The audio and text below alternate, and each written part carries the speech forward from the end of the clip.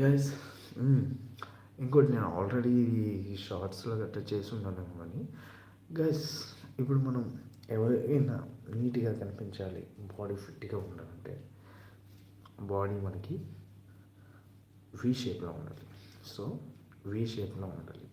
వి షేప్లో ఉండాలి ఎందుకంటే ఈ విని ఒక 3 పద్ధతుల ద్వారా ఫిల్ చేయొచ్చు. ఓకే, 3 పద్ధతుల ద్వారా ఫిల్ చేయొచ్చు.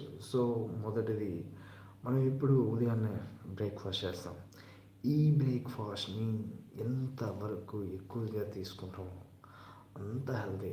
ఎక్కువగా ఎందుకు తీసుకోవాలంటే మనం మార్నింగ్ నుంచి ఈవినింగ్ వరకు వర్క్ చేస్తుంటాం కదా. వర్క్ అంటే in the sense 8 hours work అనే కాదు.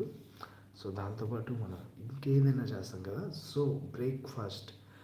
ఈ బ్రేక్ఫాస్ట్ని ఎక్కువగా తీసుకోవాలి, ఖచ్చితంగా తీసుకోవాలి. తీసుకున్నప్పుడు స్ట్రెంత్ ఉంటుంది.